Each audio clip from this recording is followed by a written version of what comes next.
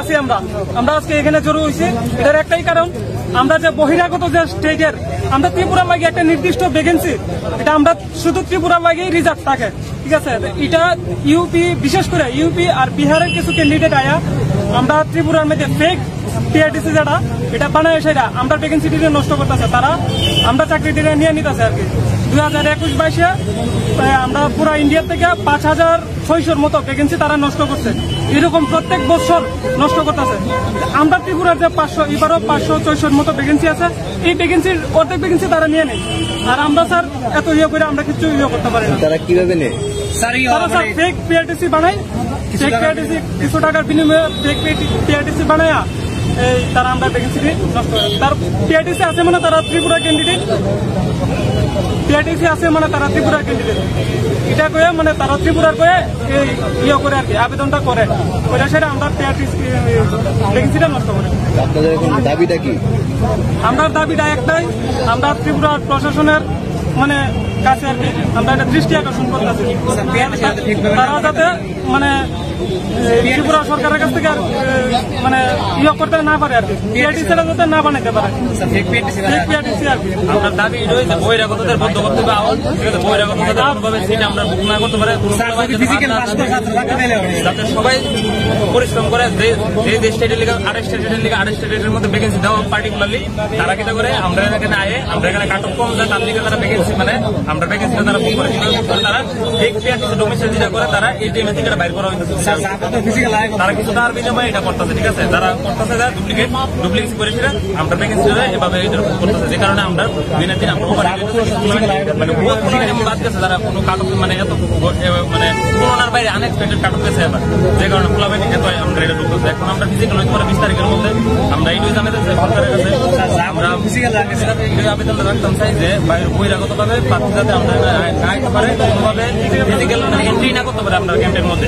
এটা CRPF contact করবো physical, ঠিক আছে, সিআরপিএফ এটা কোনোভাবে করতো না, এটা প্রশাসন করবো, ত্রিপুরা প্রশাসন করবো, ত্রিপুরা মুখ্যমন্ত্রী এটা জানতে লাগবো এই যে কাছে এটা আমরা আজকে আমরা লিখিত দিই মহিলা যাতে নেক্সট টাইম বহিরাগত যাতে না আসলে ভাবে আমরা আমরা মোবাইল দিতেছি, আমরা দিন বই আমরা অনেক স্ট্রাগল করতে দিই লিগা, কিন্তু আমরা 20 তারিখ থেকে ফিজিক্যাল হইব, ঠিক আছে, আমরা অনেক স্ট্রাগল করতে দিই লিগা, প্রত্যেক স্টেটের লিগে আলাদা আলাদা পার্টিকুলার ভ্যাকেন্সি দেওয়া আছে, কিন্তু তারা কেটা করে তারা ওইখান থেকে আসছিল কোনো টাকার বিনিময়ে তারা বাই করতেছে, বাই করে অ্যাপ্লাই করতেছে। আমরা গত বছর অনেক সাসপেক্টেড কেস ধরা, কিন্তু তারা জব হইতো না, নোটিশ দেওয়া হয়েছে, তারা 5000 ক্যান্ডিডেট ধরা হয়েছে 2022-তে সাসপেক্টেড, তারা সত্যি বাদ দিব, কিন্তু ঠিক আছে, কিন্তু বাদ দিব, কিন্তু ওখানে যে ভ্যাকেন্সি নিতে আছে আমরা তো কিছু প্লান বাদ দিয়ে দিচ্ছি সবাই, প্রচুর প্লান বাদ দিয়ে দিচ্ছি, তারা নষ্ট করে ভ্যাকেন্সি তারা নিতে আছে, আমরা সরকার নিতে পারে না স্যার, এটা একটু নষ্ট করে দিই ভ্যাকেন্সি নষ্ট করে দিই। আমরা আবেদন সরকারের কাছে তারা পাই না, আমরা এটা বদ্ধ করা হোক, কোনোভাবে যাতে ফেক ডোমিসাইল যাতে বাইর করা না হোক, রিসেন্টটা যেটা বাইর করা হয়েছে ক্যান্সেল করা হোক, কোনোভাবে যাতে তারা এসে মানে আপিল না করতে পারে, জিনিসটা লিখে অ্যাপ্লাই না করতে ফিজিক্যাল যাতে না দিতে পারে। আমরা এটা দালাল চক্রের মাধ্যমে টাকা দিয়ে ঘুষ খাইয়ে 1 লাখ 1.5 লাখ টাকা দিয়ে পিআরটিসি অর্থাৎ ডোমিসাইল সার্টিফিকেট বের করে নিয়ে ত্রিপুরার ছেলে মেয়েদের ভবিষ্যৎ অন্ধকার করে তারা চাকরিগুলো নিয়ে নিচ্ছে। এইভাবে তো করলে আমাদের ত্রিপুরা তো এমনিই ভিতরে আরো নিচে হয়ে যাবে। তো আমরা মাননীয় মুখ্যমন্ত্রী এবং মাননীয় মন্ত্রী শ্রী সন্তোষের মহোদয়কে আমরা জানাই যে আমাদের এই দাবিটা দেখতে এটার দিকে এসএসসি দিদি যে বহিরাগত ছাত্ররা এখানে এসেছে এটার দিকে নজরটা রাখুন। আপনাদের লাস্ট পরীক্ষা দিয়েছেন বহিরাগত কিরকম ছিল? বহিরাগত তো প্রচুর ছিল, মানে গতবার চাকরি পেয়েছে টোটাল 100 জন বহিরাগত, তাহলে তুমি ভাবো যে কত দূর রয়েছে, নাহলে 3000 টাকা বলে একটা পিআরটিসি না, কিন্তু হাজার হাজার domicile certificate fake domicile certificate বের করতে হচ্ছে তারা টাকার মাধ্যমে। 1 লাখ 1.5 লাখ তারা নিজের মুখে স্বীকার করেছে, 1-1.5 লাখ টাকার মাধ্যমে তারা পিআরটিসি বের করছে। যারা আইছেন তারা কারা? সবাই কি মানে হ্যাঁ সবাই ক্যান্ডিডেট, এসএসসি ক্যান্ডিডেট সবাই এবার পরীক্ষা দিয়েছে। প্রত্যেকটা বছর এরকমই চলছে, মানে বহিরাগত আসে দেশের ত্রিপুরা ছেলে মেয়েদের চাকরি নিয়ে আসে তারা, যেমন ইউপি বিহার এরকম।